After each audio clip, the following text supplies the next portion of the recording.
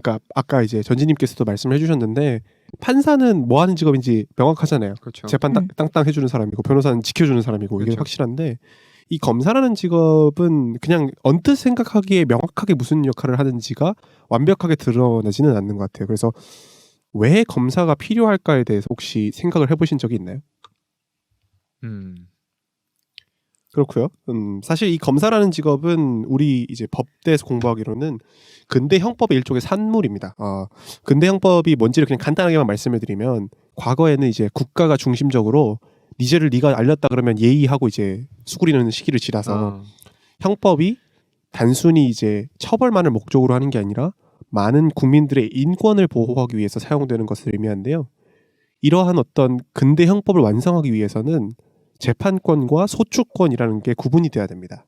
왜냐하면 옛날 조선시대 드라마 같은 것들을 보면 이제 원님이 그러니까 사또가 네 죄를 네가 알렸다 하면서 이제 쳐들어오잖아요. 그래놓고 자기가 판결을 내린단 말이에요.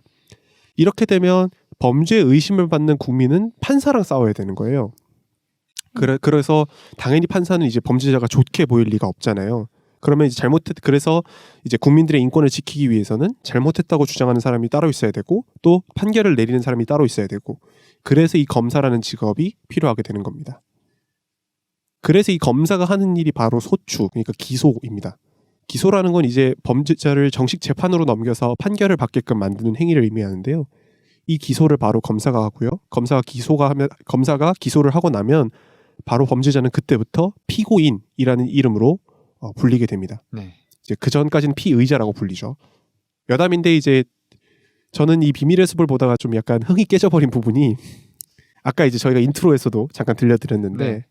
이창준 검사가 넌 날 피고로 세우지 못해 죽어도 이렇게 얘기를 하잖아요. 근데 이건 틀린 표현이에요. 그렇죠.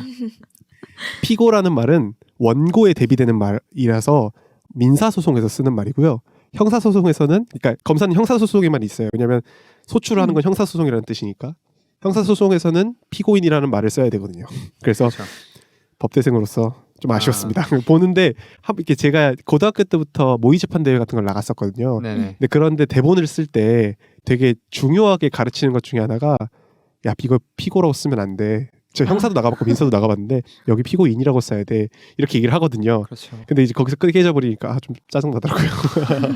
이런 거 볼 때마다 느끼는데 모르는 게 약이다. 그렇죠. 그렇죠. 저는 재밌게 봤거든요. 그렇죠. 이게 피곤해져요. 약간.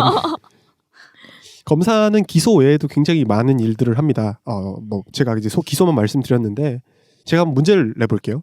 다음 중에 검사가 하지 않는 일을 모두 골라주시면 돼요. 1번부터 5번까지 있는데 1번 가사소송에서 원고가 없을 경우 원고를 대신하는 역할. 2번 금치산자, 지금은 이제 피성년 후견인 또는 피한정 후견인으로 이름이 바뀌었는데 그 재판을 청구하는 일. 3번 검시, 부검이죠. 그러니까 4번 어망에 걸려든 고래를 처분하는 일. 5번 소년범죄에 대하여 선도를 조건으로 기소를 유예하는 것. 어떤 걸까요? 거꾸로 생각을 해보면 1번부터 5번만 가지고 검사가 무슨 일을 하는 건지 찾아내기도 어려울 것 같은데. 그러니까요. 지금 4번은 거의 뭐 어부 아니에요? 뭔가 다 할 것 같지 않아요? 저도 약간 느낌은 그쵸? 그런데 느낌이 이유는 설명할 수 없는데 다 할 것 같아요. 4번이 너무 걸려요. 이거. 근데 어부인가요? 4번 할 것 같아 뭔가. 왜냐면 4번은 할 것 같은 그 게. 고래가 지금 어획하면 안 되는 어종이잖아요.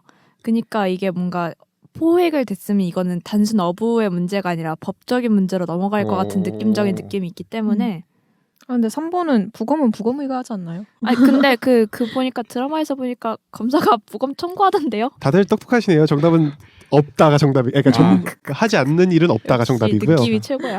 1번에 따르면 이제 가사소송에서는 원고가 없을 경우를 원고를 대리해서 이제 검사가 소송을 하게 되고요.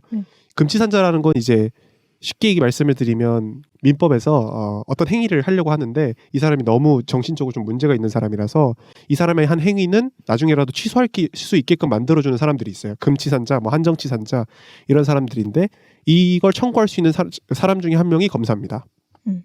그리고 3번 검시나 부검은 그러니까 아까 부검이가 하는 건 맞는데요. 그 집도라고 할까요? 뭐 그렇죠. 집도는 집도는 부검이가 하지만 그 최종 결정권자는 결국 검사한테 있게 되고요. 4번 어망에 걸려든 고래를 처분하는 일도 검사, 특히 이제 해양지청에 계신 분들이 많이 한다고 하더라고요. 그래서 보통 검사가 하는 일이고요. 5번은 선도조건부 기소요유예라고 해서 소년 범죄 같은 경우에는 교화의 가능성이 크잖아요. 그래서 그 검사들이 이제 기소를 너 앞으로 잘 살아라 하면서 유예를 해주는 경우가 있습니다.